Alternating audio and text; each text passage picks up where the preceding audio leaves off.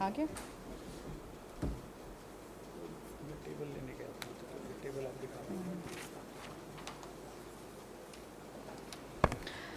नमस्कार। आज की प्रेस वार्ता में मैं सभी मीडिया कर्मियों का, प्रेस के अपने साथियों का स्वागत करती हूं, अभिनंदन करती हूं, इस्तकबाल करती हूं। I welcome you all. और जो थोड़ा विलंब हुआ उसके लिए मैं क्षमा प्रार्थी हूं। तो देखिए, 2014 के चुनाव प्रचार में, इलेक्शन कैंपेन में प्रधानमंत्री मोदी जी, जो तब तक दावेदार थे प्रधानमंत्री बनने के, उन्होंने महंगाई को बहुत बड़ा मुद्दा बनाया। बड़ी प्रखरता और मुखरता से महंगाई के मुद्दे को उठाने का काम मोदी जी ने किया था और एक बड़ा नारा उन्होंने दिया, बहुत हुई महंगाई की मार। और विडंबना देखिए कि मोदी जी के राज में उनकी नाक के तले आज जिस दिन महंगाई की मार नहीं पड़ती है, जिस दिन पेट्रोल, डीजल, सीएनजी या एलपीजी का दाम नहीं बढ़ता है, महंगाई के कारण जनता की कमर जिस दिन नहीं टूटती है, आश्चर्य उस दिन होता है। ऐसा ही एक नारा था चीन को लाल आंख दिखाने का। तो चीन तो भारत की सीमाओं में घुसपैठ कर चुका है, पुल बना रहा है, बंकर बना रहा है, सड़क बना रहा है। महंगाई के चलते अब टमाटर लाल आंख दिखा रहे हैं, लोगों की थाली से खाना छिनता जा रहा है। तो मुंह से निवाला, गैस से सिलेंडर, जेब से पैसा, वाहनों से डीजल और पेट्रोल, हाथों से नौकरी और रोजगार छीनने के बाद जनता के तो अच्छे दिन नहीं आए। अच्छा दिन, अच्छे दिन, ये भी नारा था। हाँ, वो जो भाषणों में मोदी जी मित्रों की बात करते हैं ना, मित्रों, उन उद्योगपति मित्रों के अच्छे दिन जरूर आ गए। तो तमाम नारे, महंगाई की मार, अच्छे दिन, लाल आंखें, और ऐसे लंबी फहरिस्त है नारों की। तमाम नारे, तमाम वादे, तमाम दावे मोदी जी के खोखले साबित होते आ रहे हैं जैसे जैसे एक एक दिन बीतता जा रहा है। और इसीलिए मैं आज कहती हूँ, ये ज़रूरी है कहना और आपके माध्यम से जनता तक पहुँचाना कि मोदी रीति सदा चली आई, मोदी रीति सदा चली आई, जो कह जाएं वो कभी ना निभाई। आज की सबसे बड़ी खबर है कि घरेलू गैस के सिलेंडर को भरवाने के लिए अब 50 रुपया और ज़्यादा देना पड़ेगा। तो देखिए, मनमोहन सिंह जी की सरकार थी, यूपीए की सरकार थी 10 साल। अंतर्राष्ट्रीय बाजार से हम कच्चा माल महंगा खरीदते थे और उसे सस्ता बेचते थे। महंगा खरीदती थी कांग्रेस सरकार और जनता जनार्दन के लिए सस्ता बेचती थी। यहां पर उल्टी गंगा बह रही है, उलटबासी चल रही है। लगातार अंतर्राष्ट्रीय बाजार में कच्चे तेल, कच्चे माल की कीमत कम होने के बावजूद, सस्ता तेल खरीदने के बावजूद लगातार जनता पर भार डाला जा रहा है। जनता को फायदा पहुंचाने के लिए के बजाय, जनता को राहत पहुंचाने के बजाय लगातार सस्ते माल को महंगा बेचा जा रहा है। एक और महत्वपूर्ण बात, रोजमर्रा के जीवन के लिए, रोजमर्रा की रसोई आपकी जो घर की है वो जलती रहे, इसके लिए कांग्रेस पार्टी समझती थी, यूपीए सरकार समझती थी, बहुत जरूरी है टैक्स के जंजाल से रसोई गैस को मुक्त रखना। हम सब्सिडी देते थे, ज्यादा से ज्यादा सब्सिडी देते थे। 400 साढ़े 400 रुपए का सिलेंडर कांग्रेस पार्टी के समय पर मिल जाता था।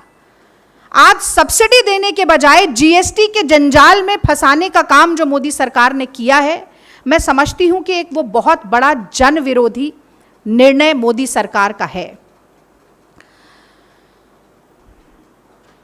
एक और बात है, मैं समझती हूं ये भी बहते पानी की तरह साफ है, क्योंकि कुछ ही दिन पहले आरटीआई के माध्यम से भी एक खुलासा हुआ, और वो खुलासा हुआ कि कितने लोग ऐसे हैं जो नहीं भरवा पा रहे हैं गैस का सिलेंडर। तो ये पता चला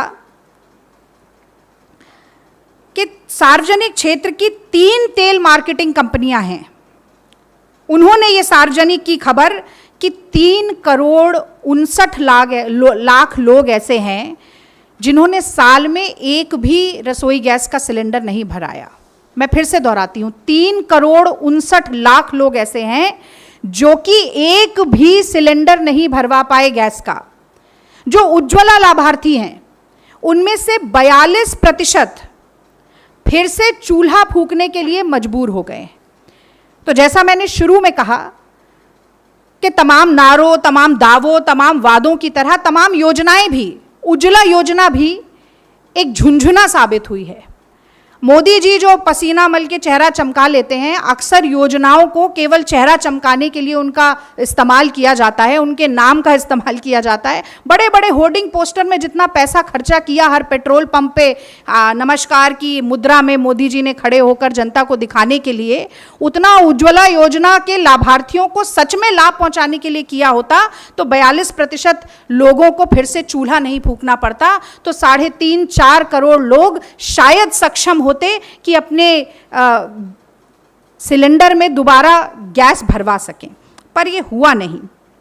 एक बात मैं और कहना चाहती हूं, जब हम किसी भी समस्या को इंटेलेक्चुअलाइज करते हैं, जब हम बुद्धिजीवी लोगों से बात करते हैं या अर्थशास्त्रियों से बात करते हैं, खासतौर से एलपीजी के बारे में, तो मार्केट प्राइस की बात होती है, कंट्रोल प्राइस की बात होती है, बड़े बड़े शब्द, बड़े बड़े आंकड़े सामने आते हैं। पर एक आम आदमी के लिए ना मार्केट प्राइस मैटर करता है, ना कंट्रोल प्राइस मैटर करता है। जब उसे रसोई गैस का सिलेंडर नहीं मिलता है तो उसके लिए ब्लैक मार्केटिंग प्राइस मैटर करता है। काला बाजारी, ब्लैक में कितने का पड़ता है?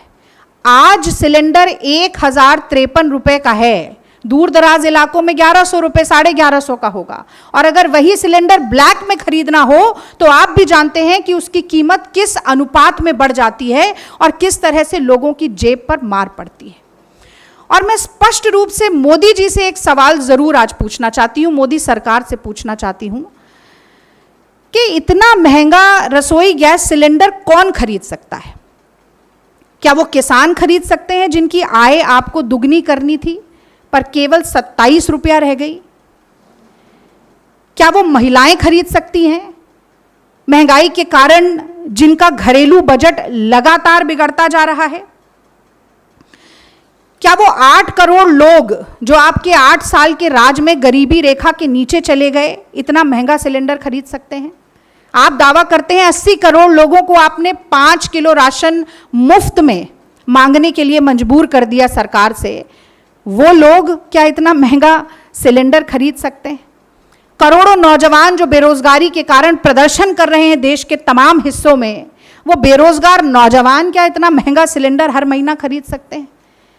ग्लोबल हंगर इंडेक्स में जो विश्वगुरु बनने में भारत रेस में सबसे आगे पहुंचने की कतार में खड़ा हुआ है, वो लोग जो भूखमरी से ग्रस्त हैं, वो लोग क्या इतना महंगा गैस सिलेंडर खरीद सकते हैं? मैं कहना चाहती हूं मोदी जी से कि देश को चलाने के लिए, जनता का मर्म समझने के लिए, पेट पर पड़ती हुई लात का दर्द समझने के लिए, कमर तोड़ महंगाई की पीड़ा समझने के लिए 56 इंच का सीना नहीं चाहिए मोदी जी। इस देश के लोगों के लिए धड़कता हुआ एक दिल चाहिए, उनकी नब्ज पे रखा हुआ एक हाथ चाहिए है। माफ कीजिए, जो आपके पास और आपकी सरकार के पास नहीं है। एक और ऐतिहासिक बात हुई है इन 8 सालों में। पहली बार फिक्की जैसी एक बहुत ही महत्वपूर्ण वित्तीय संस्था ने हमारी आदरणीय वित्त मंत्री जी को चिट्ठी लिखी जो कहती हैं कि प्याज महंगी हो जाए तो प्याज खाना बंद कर दीजिए। आप कहेंगे गैस महंगी हो जाए तो कौन कह रहा है सिलेंडर का इस्तेमाल करिए, वापस चूल्हा फूकिए। वो तो इस तरीके का तर्क देती हैं।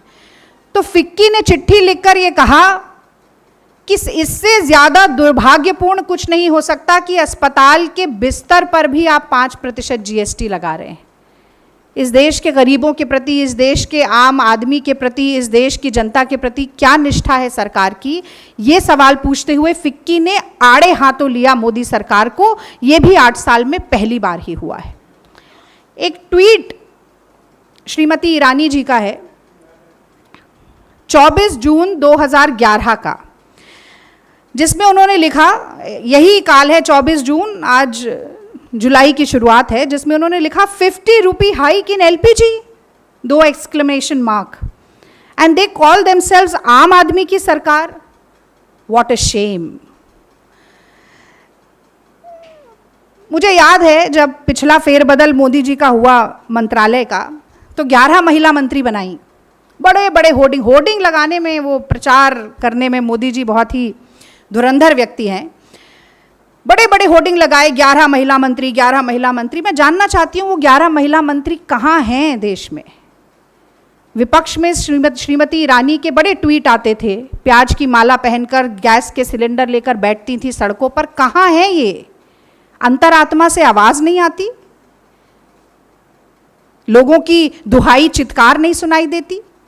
ये मन का मैल है या कान का मैल है कि जनता की चित्कार आपको सुनाई नहीं देती? आप पूछती थी कि कांग्रेस पार्टी क्या आम आदमी की सरकार है? आज लगातार चरम पर पहुंचती महंगाई किसकी सरकार है, ये मैं जानना चाहती हूं। और आज तो ऐसा लगता है कि केवल शमशान और कब्रिस्तान, जो कि भाजपा का नैरेटिव रहता है हर चुनाव में और जिसकी नींव पर राजनीति की इमारत खड़ी करते हैं, जीएसटी केवल शमशान और कब्रिस्तान पर ही नहीं लगा है, अभी मौत को शायद छोड़ दिया है इन्होंने, जीना तो दूभर कर ही दिया है। तो ये सारे सवाल हैं जो मुझे लगता है कि पूछने बहुत बहुत लाजमी हैं। यूपीए सरकार के समय पर बटुए में पैसा लाते थे तो थैला भर सामान मिलता था। कुछ ही समय में मोदी राज जब तक 1-2 साल का बचा है, ज़रूर ऐसा होगा कि थैला भर पैसा लेके जाएं और बटुए में सामान मिले। यही विडंबना है। और मैं ये भी बताना चाहती हूँ कि कांग्रेस पार्टी न सिर्फ प्रेस वार्ता के ज़रिए बल्कि देश भर में प्रदर्शन करके भी ये लगातार बढ़ती महंगाई, दैनंदिन जीवन की ज़रूरतमंद चीज़ों पर जीएसटी लगाने की कवायद, गैस सिलेंडर को सीधे 50 रुपये का उछाल देने की जो कवायद है, इसके खिलाफ देश भर में विरोध और प्रदर्शन करेगी। और सड़क से लेकर संसद तक जनता जनार्दन की आवाज़ को उठाने का काम हम करेंगे। एक ये टेबल भी आपके रेफरेंस के लिए पुनिया जी शेयर करेंगे व्हाट्सएप पे। ये टेबल बताता है कि कांग्रेस पार्टी यूपीए सरकार के समय पर हम कितने रुपए में खरीदते थे तेल, कितने रुपए में कच्चा माल खरीदते थे, कितनी सब्सिडी देते थे और कितनी राहत जनता को पहुंचाई जाती थी। और जो उल्टी गंगा बह रही है देश में, उसका और बेहतरीन तरीके से खुलासा ये डेटा और स्टैटिस्टिक्स के माध्यम से करेंगे। तो कुछ एक विचारधारा है जिसकी नींव ही फेक न्यूज़ पेडलिंग पर होती है, वो भी 2-3 दिन से बहुत सुर्ख चर्चा में है। और एक कांग्रेस पार्टी है जो तथ्य और तर्कों पर बात करती है, जनता जनार्दन की बात करती है। आपका बहुत बहुत धन्यवाद आज की प्रेस वार्ता में इतने धैर्य के साथ बैठने के लिए, इंतज़ार करने और सुनने के लिए। यदि कोई सवाल है तो मैं ज़रूर उसका जवाब देना चाहूँगी। कल से शुरू हो जाएगा। देखिए, जिला स्तर पर जिलेवार कांग्रेस पार्टी के तमाम संघर्ष के साथ ही तमाम पदाधिकारी महंगाई के खिलाफ, लगातार जो जीएसटी लगाया जा रहा है रोज़मर्रा की ज़रूरत की चीज़ों पर, उसके खिलाफ, आज जो एकदम से उछाल आया है 50 रुपये का, उसके खिलाफ न सिर्फ प्रदर्शन करेंगे बल्कि दबाव डालेंगे मोदी सरकार पर और ये मांग करेंगे कि इस तरीके का कि मूल्य में जो वृद्धि की जा रही है उसको तुरंत वापस लिया जाए और जनता को राहत पहुंचाई जाए। क्योंकि करीब 27.5 लाख करोड़ रुपया जो फ्यूल टैक्स में जनता से टैक्स लगा के जनता की जेब काट कर मोदी सरकार वसूल रही है, उससे मोदी जी को तो 20,000 करोड़ का सेंट्रल विस्टा रूपी महल मिल रहा है, 8,500 करोड़ का जहाज़ मिल रहा है, 12 करोड़ की मेबैक की गाड़ी काफिले में शामिल हो रही है। जनता को क्या मिल रहा है? जनता के लिए सरकार होती है ना। हम जब जनतंत्र कहते हैं, पहले जन आता है, बाकी सारा तंत्र, सारा महकमा, सरकार का पूरा पैराफर्नालिया जनता के लिए है। ये मोदी सरकार को लगातार याद दिलाने का काम कांग्रेस पार्टी करती रहेगी। कल से,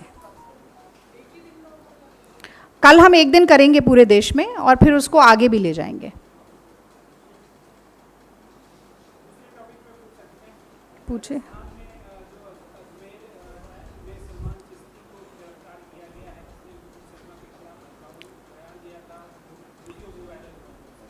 देखिए, एक बात भारतीय राष्ट्रीय कांग्रेस बहुत स्पष्ट रूप से कहना चाहती है कि हमारा देश भारतवर्ष धमकियों के आधार पर, गीदड़ भपकियों के आधार पर, फतवों के आधार पर, भीड़ तंत्र के आधार पर नहीं चलता है, न चलेगा। हमारा देश कानून के आधार पर, संविधान के आधार पर, न्याय सम्मत मार्ग पर चलेगा और इसकी विपरीत दिशा में जो भी व्यक्ति मन, वचन या कर्म से संलग्न दिखाई देगा उसके खिलाफ कड़ी से कड़ी कार्रवाई होगी। मुझे लगता है कि संविधान, कानून और न्याय के प्रति कांग्रेस पार्टी की जो निष्ठा है वो गहलोत सरकार ने, राजस्थान की पुलिस ने उदयपुर के नृशंस हत्याकांड के बाद स्पष्ट किया। जिस मुस्तैदी के साथ काम करते हुए हत्यारों को सलाखों के पीछे फेंका। कल मैं एक टेलीविज़न चैनल के डिबेट पर बैठी थी, तो जो एंकर थी वो लगातार मुझसे पूछ रही थी कब गिरफ्तारी होगी, कब गिरफ्तारी होगी, कब गिरफ्तारी होगी। और मैं उन्हें लगातार कह रही थी कि कांग्रेस पार्टी के मुख्य रूप से 2 प्रदेशों में सरकार है और जो कानून व्यवस्था दोनों प्रदेशों में है, अगर भारतीय जनता पार्टी शासित प्रदेशों में हो जाए तो पूरे देश की जो क्राइम रेट है वो आधी हो जाएगी। तो गहलोत सरकार ने फिर एक बार एफआईआर कल ही हो गई थी, टीम सर्च कर रही थी, फरार था व्यक्ति, आज सुबह अर्ली मॉर्निंग, सुबह सवेरे पकड़ लिया गया और उसके ऊपर न्याय सम्मत कार्रवाई भी होगी, कड़ी से कड़ी सजा भी मिलेगी। पर मैं ये भी जानना चाहती हूँ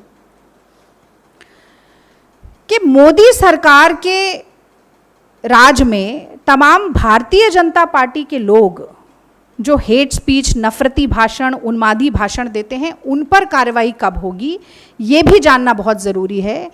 क्योंकि खरगोन में 2 दिन पहले, दंगों से 2 दिन पहले कपिल मिश्रा जाकर भड़काऊ भाषण देते हैं, 1-2 दिन बाद दंगा जंगल में लगी आग की तरह फैलता है, कोई कार्रवाई नहीं होती है। अनुराग ठाकुर खड़े होकर गोली मारो सालों को जैसी बात बोलते हैं, कोई एक्शन नहीं होता है। प्रज्ञा ठाकुर गोडसे जिंदाबाद और गांधी मुर्दाबाद करती हैं, उनको बस मन से माफ़ नहीं किया जाता है। और मोदी जी तो स्वयं कपड़ों से पहचान लेते हैं मुजरिमों को। तो जड़ कहाँ है, ये देखते हुए जनता को स्पष्ट संदेश देना बहुत ज़रूरी है। पुलिस का, कानून का इकबाल बनाना बहुत ज़रूरी है। कांग्रेस पार्टी सुनिश्चित करती है, वही अजमेर की अरेस्ट से भी आज सुनिश्चित हुआ। महाराष्ट्र के मुख्यमंत्री एक संजय का एक बयान है, उन्होंने कहा कि बीजेपी तुलना में हमारी संख्या कम थी, लेकिन हमें पीएम मोदी का आशीर्वाद था। मोदी जी ने शपथ ग्रहण से पहले मुझसे कहा था कि हर संभव मदद करूंगा। और अमित शाह के बारे में उनका कि अमित शाह जी हमारे चट्टान की तरफ खड़े थे। कांग्रेस क्या कहेगी? अब देखिए, जनता द्वारा चुनी गई सरकार को गिराने में भारतीय जनता पार्टी की और मोदी जी की कैसी संलिप्तता है और रही है, ये तो शिंदे जी के इस बयान से साबित हो गया। भारतीय जनता पार्टी अपने प्रवक्ता नहीं भेजती थी सारे डिबेट्स में जो महाराष्ट्र के ऊपर हो रहे थे, दामन छिटकती थी कि भाई हमारा कोई लेना देना नहीं, ये तो शिवसेना की फूट है। आज ये बात खुद एकनाथ शिंदे कह रहे हैं कि शपथ से पहले और शायद देवेंद्र फडणवीस के पता होने से भी पहले इनको बता दी गई थी। तो आखिर ये कौन सा कुनबा है भानुमति का, ये भी देखने की बात है। और इसमें मुझे नहीं लगता कि कोई बहुत ज़्यादा आश्चर्य की बात होगी अगर 11 जुलाई तक की ही ये सरकार हो और उसके बाद रहे भी ना। पर हाँ, ठीक है, अच्छी बात है। हम कई वीडियोस भी ऐसे वायरल हुए कि सवाल पूछा जाता है, शिंदे जी से माइक खींच लेते हैं देवेंद्र फडणवीस, तो कौन कितना बड़ा शासन में हिस्सेदारी रख रहा है, कौन असली मुख्यमंत्री है, क्या सिर फुटौल और भिड़ंत्र अब भाजपा और शिवसेना के बीच में या शिवसेना का ये जो फैक्शन है उसके बीच में चलेगी। मुझे लगता है ये सवाल कुछ ऐसे हैं जो समय के गर्भ में हैं और धीरे धीरे बात खुलती जाएगी।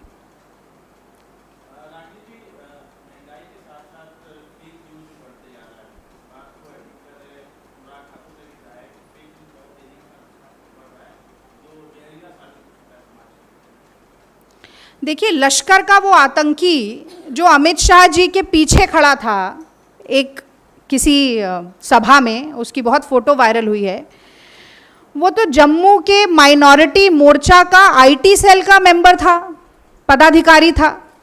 ध्रुव सक्सेना, याद कीजिए, मध्य प्रदेश में एटीएस ने छापा मारकर आईएसआई से लिंक रखने वाले, संबंध रखने वाले 17 संदिग्ध लोगों को पकड़ा था। उसमें भी भारतीय जनता पार्टी के आईटी सेल का मेंबर पकड़ा गया था। तो किस तरह से फेक न्यूज़ को और कहीं ना कहीं आतंक को सोशल मीडिया के माध्यम से प्रचार, प्रसार और संचार करना है, ये भारतीय जनता पार्टी के एजेंडा में पूर्ण रूप से शामिल है। आज तो बड़ा सवाल ये भी पूछना चाहिए, बीजेपी के जम्मू माइनॉरिटी मोर्चा के अध्यक्ष हैं, नाम है शेख बशीर, इनको पार्टी ने ही नोटिस भेज दिया, शो कॉज नोटिस, कि तालिब हुसैन को आपने पदाधिकारी क्यों बनाया।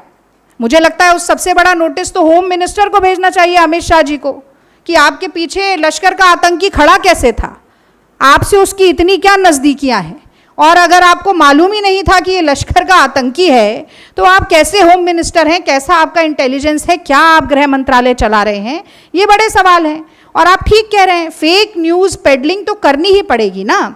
हमारे यहाँ तो बचपन में ये सिखाया जाता था, झूठ बोलना पाप है, सिखाया जाता था ना। और यहाँ सीधा पूरा भारतीय जनता पार्टी का जो एक राजनीतिक इमारत है, उसकी नींव ही फेक न्यूज़ है, फेक न्यूज़ पेडलिंग है।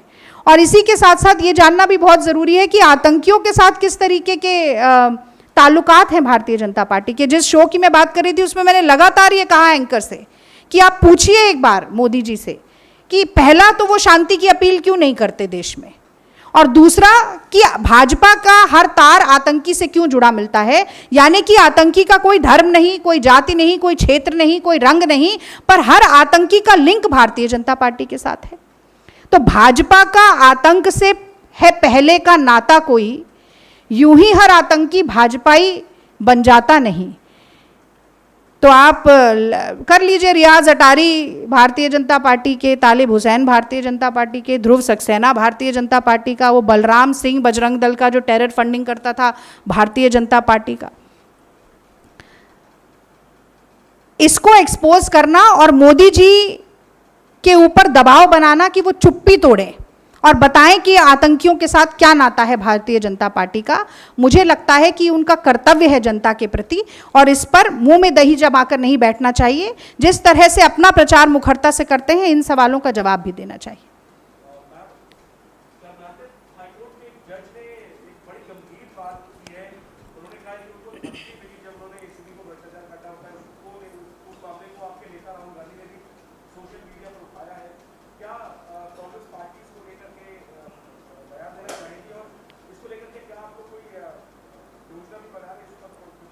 देखिए, मुझे लगता है कि कुछ दिन पहले अगर आप याद करेंगे तो सुप्रीम कोर्ट के कुछ जजेस ने बाहर निकलकर एक सार्वजनिक प्रेस वार्ता भी की थी, अगर आपको याद हो, और उन्होंने बताया था कि जुडिशरी किस कठिन फेज से गुजर रही है, किन कठिन परिस्थितियों का सामना कर रही है। और ये बहुत ही दुर्भाग्यपूर्ण है एक जज का बाहर निकलकर कहना कि सच को उजागर करने के लिए, सही निर्णय लेने के लिए, न्याय सम्मत फैसला देने के लिए जान की धमकियां मिल रही हैं। समाज में इस तरह का वैमनस्य, इस तरह की नफरत, इस तरह का दुराभाव क्यों फैल रहा है, इस पर सवाल उठाना बहुत ज़रूरी है। और फेक न्यूज़ पेडलिंग के साथ भी अगर हम इसको जोड़कर देखें तो कहीं ना कहीं अगर सुप्रीम कोर्ट का फैसला हक में आता है, अगर सुप्रीम कोर्ट कहता है कि फ्लोर टेस्ट को हम स्थगित नहीं करेंगे, तो वही लोग जो जश्न मना रहे थे, अगले दिन सुप्रीम कोर्ट की टिप्पणी नुपुर शर्मा के खिलाफ आती है, तल्ख टिप्पणी आती है, और ये कहा जाता है कि नुपुर की बदजुबानी की वजह से देश में आग लग गई। तो वही लोग जो एक दिन पहले जश्न मना रहे थे सुप्रीम कोर्ट के ऑर्डर का, वो जजेस को भी ट्रोल करने लगते हैं। तब भी एक जज को बाहर निकलकर ये कहना पड़ता है कि इस तरह से सोशल मीडिया के ज़रिए भी जहर फैलाना, पर्सनली लोगों को टारगेट करना कितना ख़तरनाक हो सकता है एक सभ्य समाज के लिए। आपने बहुत अच्छा सवाल पूछा, इसके लिए आपको साधुवाद। और कांग्रेस पार्टी, राहुल गांधी जी ने इस मुद्दे को उठाया है। कांग्रेस पार्टी लगातार संवैधानिक संस्थाओं की स्वायत्तता को खत्म जो भारतीय जनता पार्टी करती जा रही है, हलक से दबोचने का काम जो करती जा रही है, उसके खिलाफ आवाज़ उठाती रही है और आगे भी उठाती रहेगी।